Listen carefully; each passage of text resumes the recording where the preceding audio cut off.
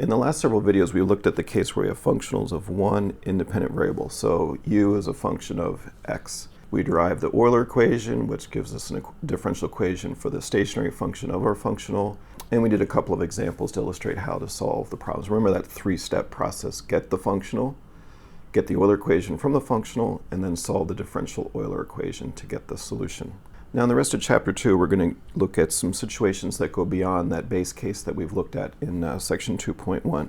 First, we're going to look at natural boundary conditions. So here's the basic idea. So far, we've assumed that we know the value of x0 and x1, and we know the value of u0 at x0 and u1 at x1. So we call those essential or Dirichlet or fixed boundary conditions on the dependent variable u as a function of x. Now we're going to look at situations where that's not the case, where we don't know the value of u at the endpoint. So these are called natural boundary conditions. To do this, let's imagine our optimal river crossing trajectory problem. We looked at this as one of our motivational examples in chapter 1.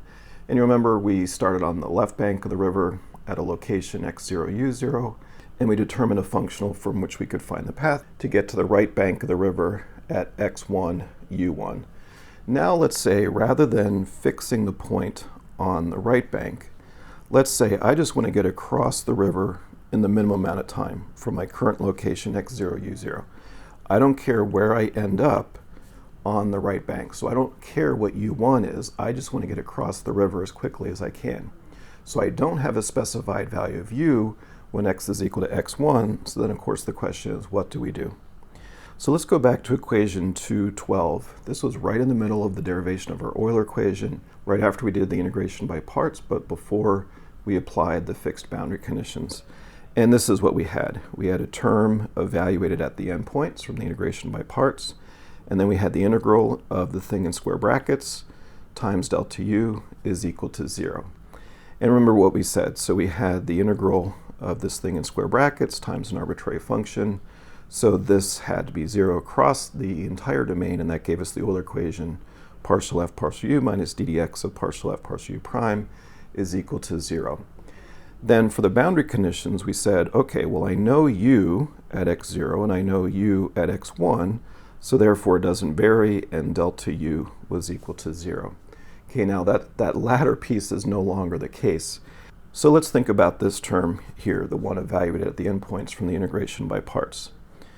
First of all, let's convince ourselves that that term does have to vanish. So we have a term evaluated only at the endpoints, plus an integral, a definite integral that applies across the entire domain from x0 to x1, and those have to sum to be equal to 0. So in general, there's no way that a term that's only evaluated at the endpoints of the domain can cancel with a term that's evaluated across the entire domain. So based on that argument, we still get the same Euler equation because our definite integral still has to vanish and be 0.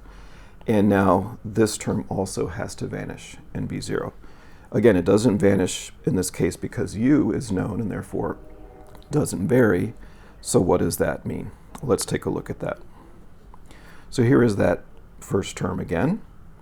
And if this term is not 0 because u is known, and therefore delta u is 0, doesn't vary, then the only other way that this can be 0 is if partial f partial u prime is 0 at the endpoints x0 and x1.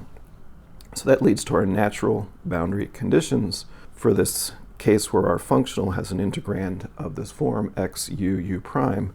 Then the natural boundary conditions are given by these expressions. Partial f partial u prime is equal to 0 at one or the other or both of the boundaries of the domain.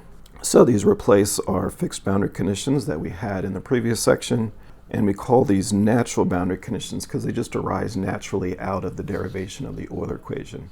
So let's look at an example to show how this works. Here's a functional, I of u, 1/2 times the integral from 0 to pi over 2 of minus u prime squared plus u squared plus 2ux dx. And we want to find the stationary function u as a function of x, where the boundary conditions at 0 and pi over 2 are not specified. So both of those will be natural boundary conditions. So as before, the first thing we check is our integrand. And you see, do we have an Euler equation that corresponds to this form of an integrand? Well, you see it has x's and u's and u primes. So indeed, it fits our template. Capital F is a function of x, u, and u prime, so we know the Euler equation for that case. So this part is no different than before. We evaluate partial f, partial u. There's no u in this term. Partial u of u squared is just 2 times u. The 2 cancels with the 1/2, and we have a u. And then we have a u in this term as well, so 1/2 times 2, those cancel. Partial derivative of u times x with respect to u is simply x, so that's u plus x. Then partial f, partial u prime, no u primes, and u primes. So we take the partial derivative of this term with respect to u prime, and that gives us 2 times u prime. 2 cancels with the 1/2, and don't forget the minus sign, so that's minus u prime. Put those into the general form of the Euler equation. Here's the u plus x. Here's the ddx of minus u prime. The negative signs cancel, and we have u double prime plus u is equal to minus x. So this is a second order, linear, constant coefficient, non-homogeneous ordinary differential equation. All right, now for the natural boundary condition. So remember, it said that partial f, partial u prime had to be equal to 0 at, in this case, both boundaries. So partial f, partial u prime, that's just minus u prime. So therefore, our natural boundary conditions are that u prime at 0 is equal to 0, and u prime at pi over 2 is equal to 0. So these are the two natural boundary conditions. As you can see, they result in derivative boundary conditions at x0 and x1, and that's typically the case. Now I've grayed out the solution here. It's very standard. Get the homogeneous solution, you get the particular solution, add them together, put in the boundary conditions, and then you get the final stationary function is sine x minus cosine x minus x. Of course, you can go through those details in practice and make sure you get the same result. So once again, you get the same Euler equation, whether it's fixed boundary conditions or natural boundary conditions. Obviously, the boundary conditions are different. Derivative boundary conditions result from these natural boundary condition requirements. And these go by different names. So the terms natural, non-essential, derivative, and Neumann boundary conditions are often used interchangeably in this context. So obviously the non-essential corresponds to the essential designation that we use for fixed boundary conditions. Now there's a very famous problem known as the Procristocrone problem. It was actually one of the first problems solved using some early versions of the calculus of variations, and it has a very interesting story behind it. I'll introduce the history, and I'll show you in the next slide what the problem actually entails. Procristocrone is actually Greek for shortest time, so it's the shortest time. It's actually an optimization problem. So this is in the late 1600s. The Bernoulli family, that's a very interesting family. They had a father and 2 sons, all of which were mathematicians, and they liked to play games with each other. So they would do things like what Johann did. So Johann actually devised this problem, and he solved it. He came up with a solution to the Procristocrone problem. However, he didn't publish the solution, he only published the problem, basically as a challenge to the mathematical community at the time to see if they could come up with a solution. So 4 solutions were obtained, and look at the names. So first of all was Leibniz, who you will recognize as one of the co-inventors of differential calculus. Newton, who was also co-inventor independently of differential calculus. L'Hopital, so of L'Hopital's rule. And then his brother, his older brother, Jakob. So his brother was pretty proud of himself, I'm sure, that he was able to solve his younger brother's problem. This is not, as many people report, the first problem that was done using the calculus of variations, but it was one of the first ones. Actually, there's an earlier one that was posed by Isaac Newton, as well as solved and published just a bit earlier than this. Now, at the time, they didn't have the calculus of variations as we do today, so the solution that you'll see in this example was not available to them. So they actually had to use geometric arguments, very tedious, very cumbersome. About half a century later, that Euler and Lagrange then put this on a firmer foundation using the methods that we used in the previous section to derive the Euler equation.